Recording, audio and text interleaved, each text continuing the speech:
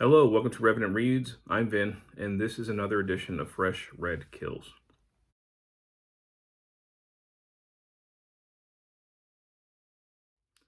So, Fresh Red Kills are the videos where I talk about the books that I have recently finished reading. I've got three to talk about. One of them is very short. All three of them are nonfiction, but they're all really different from each other.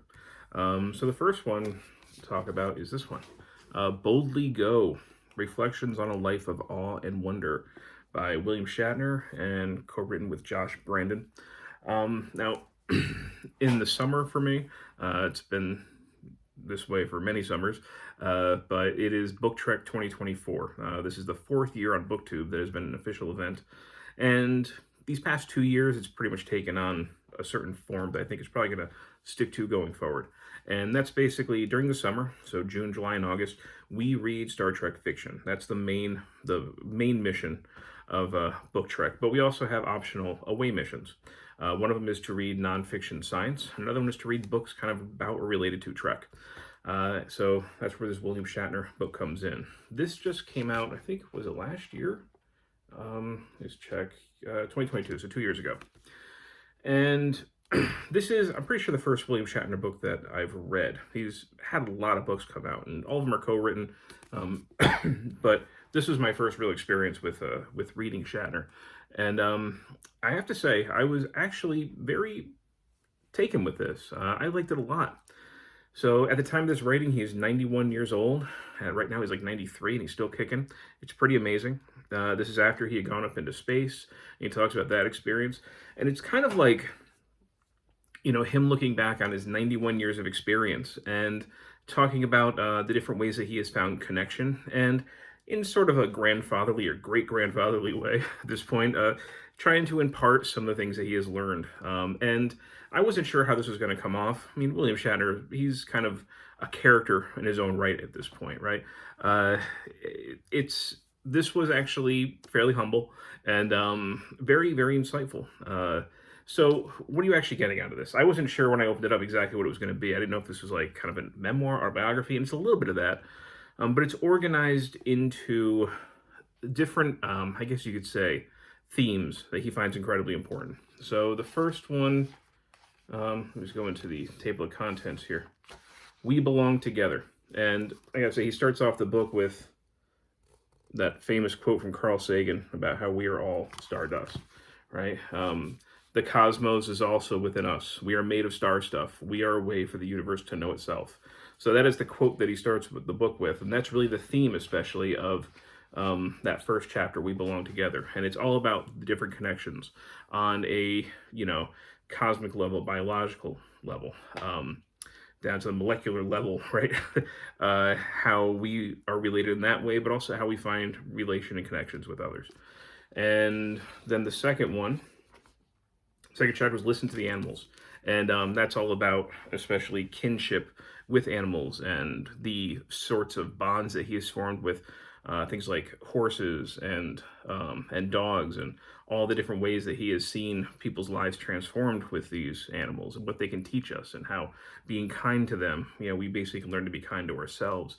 And it sounds kind of cliched in some way, I guess, but I'll say this is written with a good amount of humor, with clarity, and it's surprisingly poignant in a lot of ways. There were definitely times where I was really touched by what I was reading. The other chapters, we've got Pieces of Humanity. It's round, I checked. That's when he goes up into space. And that chapter is actually really interesting. He talks about his reaction, and he had thought that he was going to have this kind of cosmic connection reaction when he went up into space. He said that the first thing that he did when he got up there, everybody else in his, the shuttle, whatever he was in, they wanted to float around and play around with zero grav. The first thing he wanted to do was look out the window to see the Earth. And when he looked at the Earth and he looked back at space, he had an overwhelming sense of despair. Just talking about how he looked into space and saw basically nothingness, right? That was not life. And he looked back at this fragile blue orb and he saw that was life. And then he thought about all the different ways that we were destroying it. And that's the sort of experience that he had. It's interesting because last month I had read books about like people finding reenchantment in the world, finding deeper connections with nature. That's something I've been having more of an interest in, and this surprisingly fit really, really well with that. He was echoing a lot of those sentiments throughout this. Listen to the music, talking about musical connection. He talks about his own musical career and his very, I guess, odd way. I guess until you figure out what he's doing. Uh, his odd way of presenting, because he doesn't sing. It's more like spoken word poetry. It's different if you ever listen to it. The worst and the best. There's beauty in everything. Your place in the universe. When I'm gone. I like that. When I'm gone. It's him reflecting on death. But yeah, I was actually, like I said, really, really happy with this. This was, if this ends up being, I don't think he's published a book after this yet. I could be wrong though, but I mean, this is not a bad legacy to leave. Of course, he's left us a lot of other things, but if this was the only thing that he left behind in his 90s, it would still be pretty good. But I would recommend this. Even if you're not like a huge like Trek or Shatner fan, I think there's a lot of insight to be taken from this. So I enjoyed this way more than I thought I would. Next book I'm going to talk about this briefly. This is Open Letter on Blasphemy, Islamophobia, and the True Enemies of Free Expression by Charb. And it says a posthumous manifesto by the editor-in-chief of Charlie Hebdo. So it's been about 9 years. I think some people might have forgotten what this whole thing is about. Back in 2015, there were two Al-Qaeda terrorists who went into the offices of the magazine Charlie Hebdo in Paris, France. I think they killed like a dozen people, including this guy, Charb. And they did that because Charlie Hebdo is a publication that does not avoid controversy. It is very kind of left-wing. It is not afraid to mark religion of any kind. Now, what this is, so before that shooting, they had already been firebombed, I think like, I don't know, 4 years beforehand or something, the offices. So, they had bodyguards and stuff, and that just did not, unfortunately, help. But 2 days before Charb was killed in those offices, he had finished writing this. So this, of course, is published after his death, but it relates directly to the reasons for which he was killed.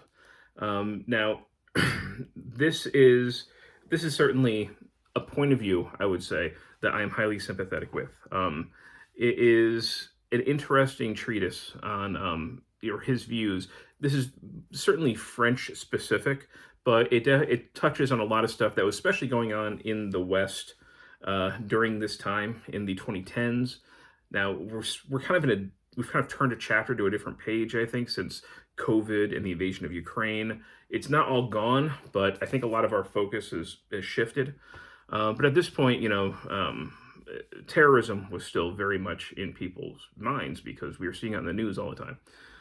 And what he was cautioning about in this, and I don't want to speak for him necessarily, it's a very short work if people want to read it themselves. He is talking about the ridiculousness of blasphemy laws, how and why they shouldn't exist. He goes into Islamophobia, why it's a term that he does not like.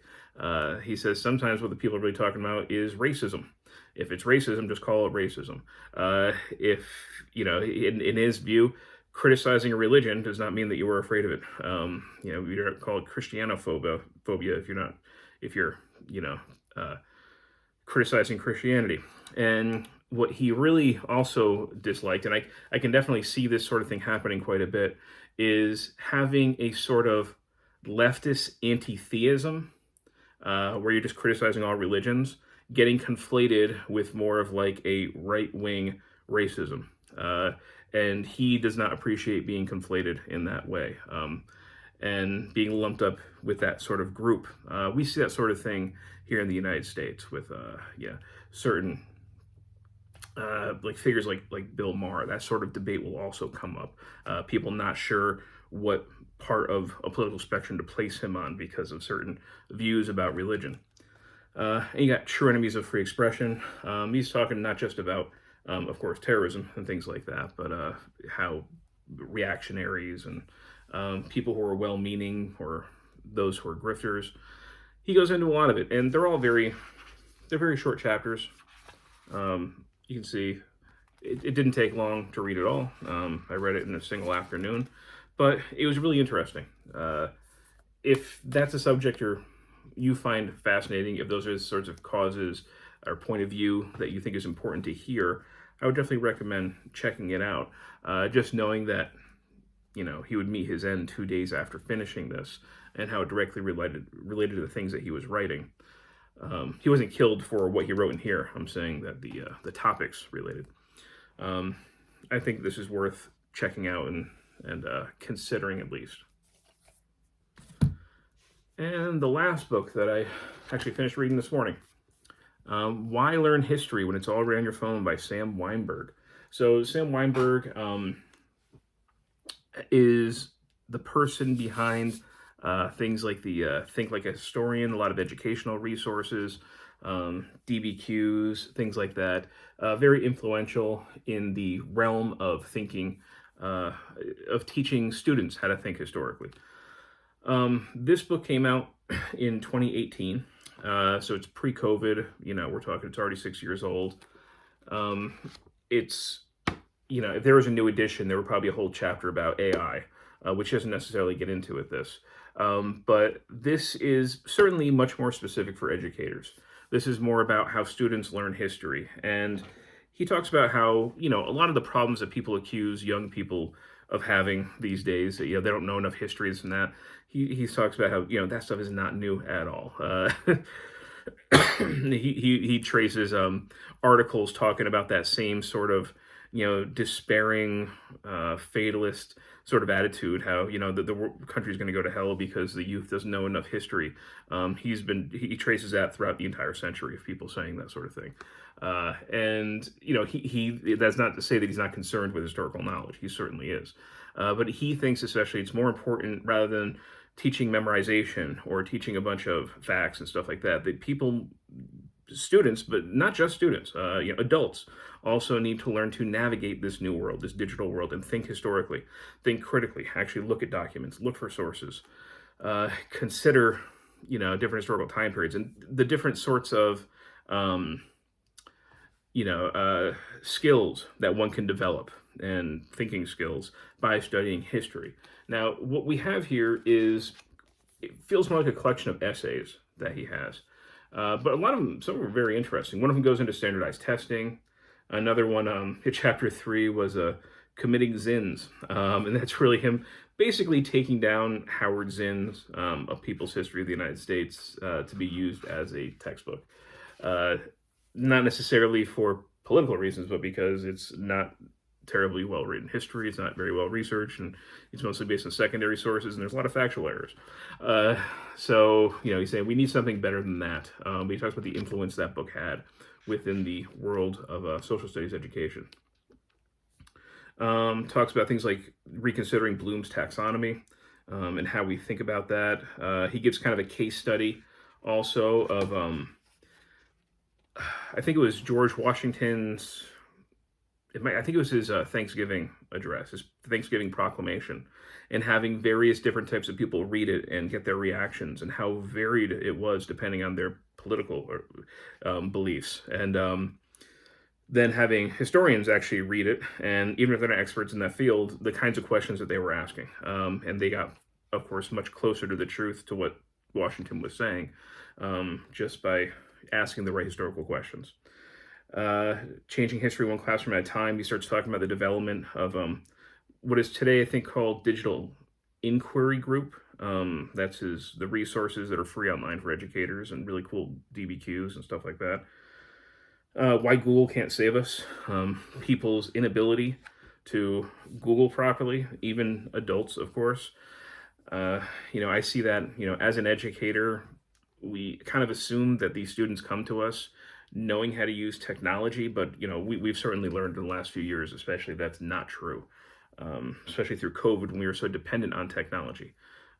Students know how to access games. They know how to look up that sort of thing. Sometimes they can hack the system in different ways, but they often don't understand how Google works. They don't understand how searches work. They don't really understand, until it's sometimes too late, how Wikipedia works. Uh, so there's a lot that they don't understand. And of course, we're not just talking about students. We're also talking about most Americans don't understand these things. And that's why we get stuck in the political situations that we do. And the last one was, famous Americans.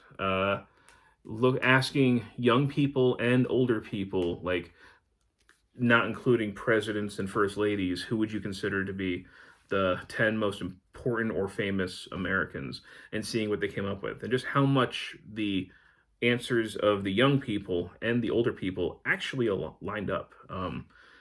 People assumed that they would just, basically pick a bunch of celebrities, but they didn't. So he's basically arguing the fact that, yes, a lot of people believe that history education provides us with sort of that common mythology to bond us. And he's not saying that's not important, but he's also saying that it's happening even if we don't necessarily think that we're doing it explicitly. There are people who think that it's not happening, but by asking questions like that, we are seeing that the youth is getting this, and they're very much lined up most of the time with what the older people are already thinking. I'm sorry, this is very rambling. I'm not trying to explain Wineburg on his behalf, but just give you an idea of the sorts of things that were inside this book. I like this. I'm currently this summer been writing new curriculum for the class that I teach, and definitely gives me some nice things to think about, to keep in mind as I'm creating lessons and sources and stuff like that, and trying to get to those kind of important thinking skills so that they can be kind of independent critical thinkers, and use the past as a tool, not just as a place to mine different names and dates, but actually a place to look to try and understand the present world. So, yeah, those are the 3 books that I finished reading in the beginning of August of 2024. So we've got Open Letter by Charb, Boldly Go by William Shatner, and Why Learn History When It's All Over on Your Phone by Sam Wineburg. If you read any of these books, I'd love to hear your thoughts. And as always, thank you, BookTube.